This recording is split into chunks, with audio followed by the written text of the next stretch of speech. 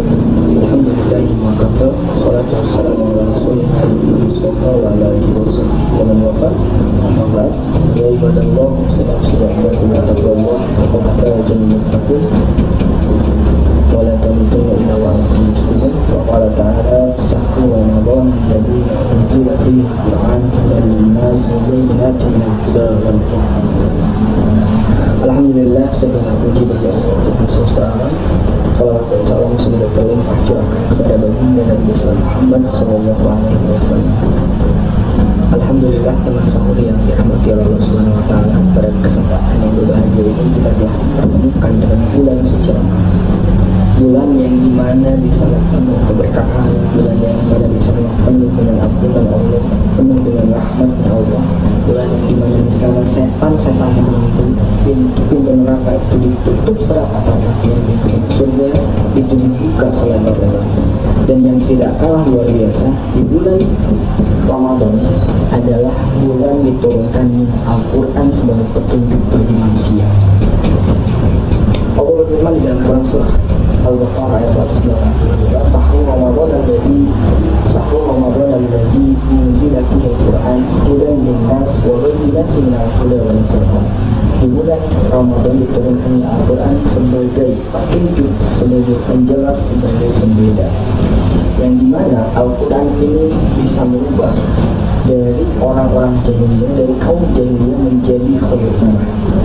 Yang dimana Al-Quran ini bisa merubah sebuah peradaban yang dimana peradaban itu sedang terpuruk, saat terpuruk, sangat luar biasa terpuruk.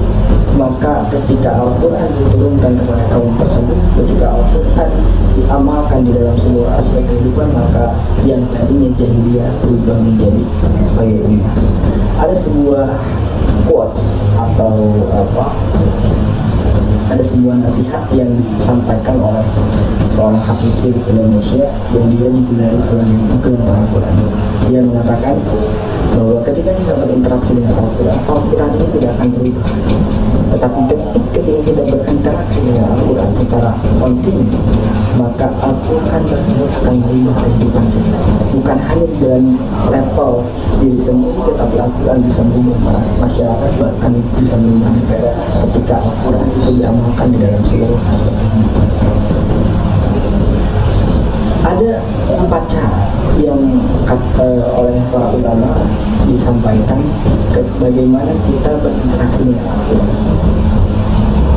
Cara yang pertama adalah qiraah. Qiraah ini hanya sekedar membacanya saja, tidak dituntut untuk mengetahui maknanya, dituntut untuk mengetahui asbabun nuzulnya dan lain sebagainya, tetapi hanya membacanya saja, entah itu dari ayat ke ayat dan halaman ke halaman, bahkan satu dari itu seperti itu. Apa yang didapatkan ketika seseorang membaca Al-Qurannya saja, maka Nabi Muhammad SAW itu menyatakan bersabda, man qara'a harfan min kitabillah, dan siapa yang membaca satu huruf Al-Quran secara satu huruf kitab Allah, maka dia akan mendapatkan satu kebaikan, yang satu kebaikan ini dikali dengan 10 kali lipat pahala. Kata Rasulullah, alif lam itu bukan satu huruf, tapi alif satu huruf, lam satu huruf, dan mim satu huruf. Yang setiap hurufnya itu dikalikan 10 kali pahala, 10 kali lipat pahala yang akan dialirkan kepada kita orang-orang yang membacanya. Apakah cukup sampai di sana? Rasulullah menggambarkan barang siapa yang dia membaca Al-Quran tetapi dia terbata-bata membaca Al-Quran, maka dia akan mendapatkan 2 pahala.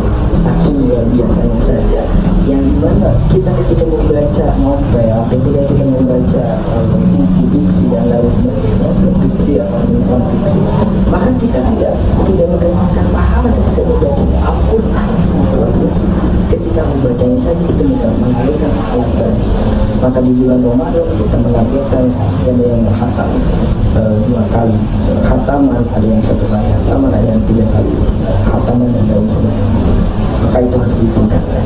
Yang kedua itu adalah tilawah. Tilawah ini levelnya di atas qiraah. Kalau qiraah hanya membacanya saja, tetapi tilawah itu mengetahui maknanya, mengetahui tafsirnya, mengetahui asbabun nuzulnya, mengetahui terjemahannya, makna yang tersirat di dalamnya. Apa yang didapatkan ketika seseorang itu tilawah? Selain dia mendapatkan pahala membaca, dia itu mendapatkan 4 keutamaan. dari orang yang hanya sekedar membaca.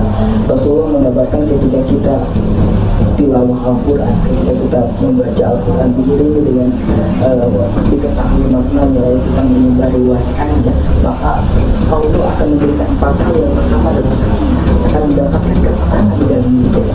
Maka coba bisa kita buktikan, coba baca Al-Quran itu dengan terjemah, dengan tafsir, dengan asbab nuzulnya.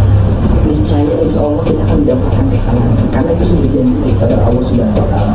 Yang kedua, itu akan mendapatkan rahmat daripada Allah.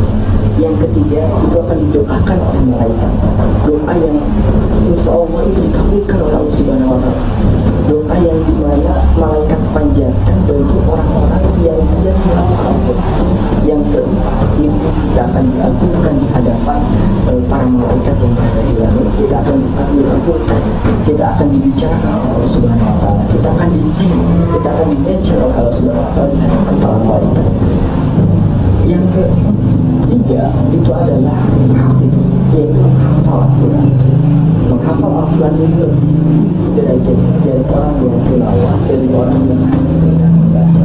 Kenapa itu bisa terjadi? Bahkan Allah memuliakan hafiz Quran ini, para orang-orang yang hafal Al-Quran, mereka bisa menuntun, bisa mengajak orang tua yang ke surga, bukan hanya orang tua, saudara-saudaranya, tetapi kerabat-kerabat turunan daripada di atasnya itu akan bisa diajak oleh mereka para penghafal Al-Quran tersebut.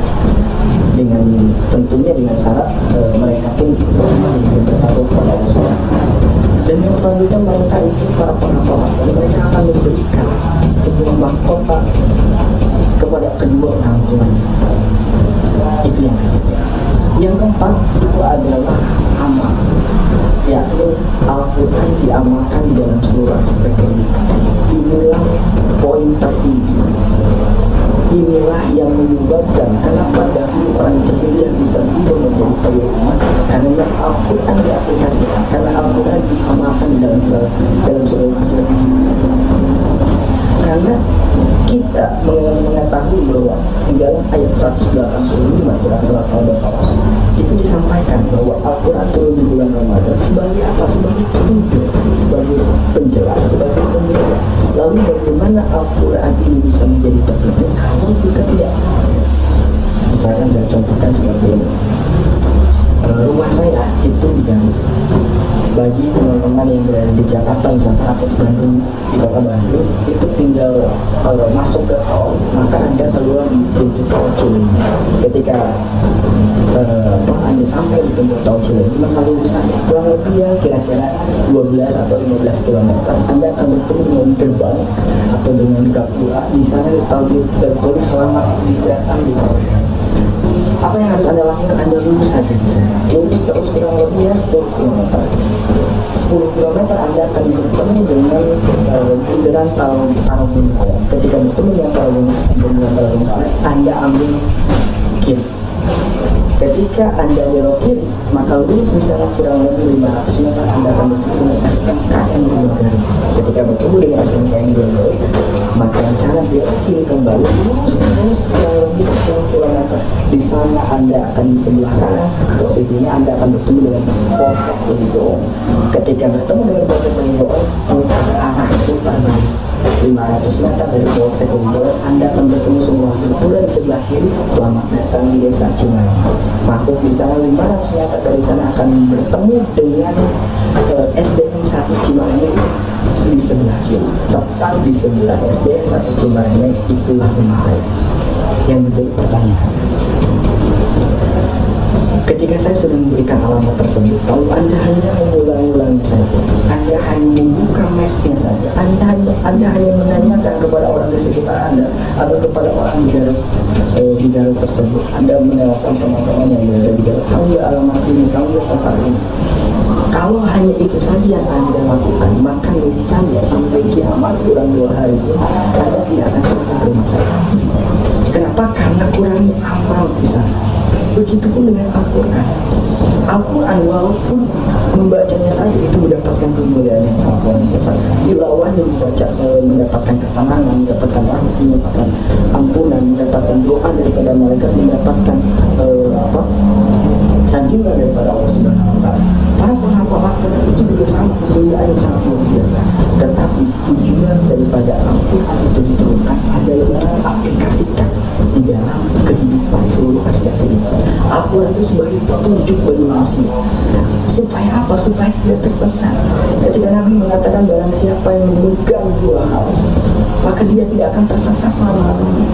Apa? Al-Quran dan As-Sunnah. Barang siapa yang menjadikan Al-Quran sebagai petunjuk bagi kehidupannya, dia tidak akan tersesat, baik di dunia apalagi sampai dengan akhir.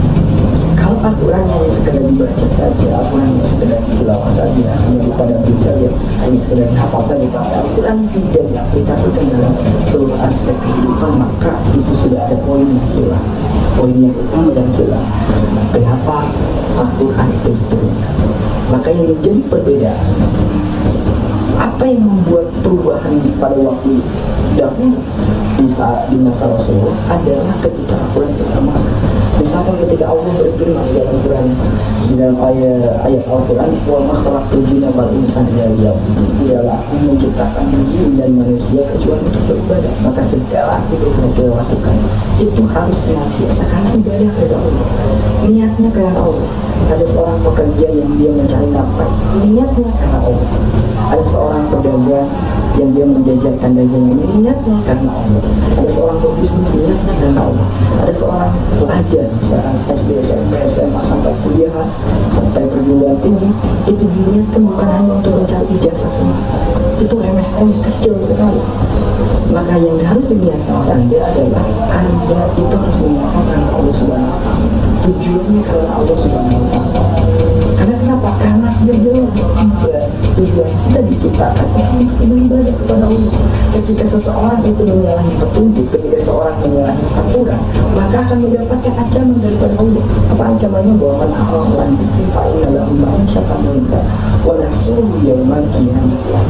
Dan siapa yang berpaling dari petunjuk Al-Quran, yang dia menyalahi Al-Quran, yang dia tidak mengamalkan, mengaplikasikan Al-Quran, wa man a'rada an dzikri fa inna lahu ma'isyatan dhanka wa nahsyuruhu yaumal qiyamah. Dia akan mendapatkan kesengsaraan di dalam hidupnya, bahkan di akhirat dia akan dibangkitkan dalam keadaan yang itu mungkin yang bisa kami sampaikan. Bahwa apabila ada kesalahan, poin yang sangat luar biasa ketika kita berinteraksi dengan Al-Quran, yang pertama qiraah, yang kedua tilawah, yang keempat adalah menghafal Al-Quran, yang ketiga adalah menghafal Al-Quran, yang keempat adalah mengamalkan Al-Quran di dalam seluruh aspek kehidupan. Ketika turun sebuah perintah, ketika turun sebuah larangan, maka kita menjauhinya. Ketika turun sebuah perintah, maka kita itu bersegera untuk melaksanakannya. Semoga kita diberikan kemudahan Allah Subhanahu wa Ta'ala dalam mengamalkan seluruh isi daripada Al-Quran. Semoga kita bisa melakukan aktivitas ibadah dengan kemudahan yang diberikan oleh Allah Subhanahu wa Ta'ala. Apa yang bisa kami sampaikan, salahnya datang dari diri saya pribadi, kebenaran hanya datang dari Allah Subhanahu wa Ta'ala. Wabillahi taufiq wal hidayah. Assalamualaikum warahmatullahi wabarakatuh.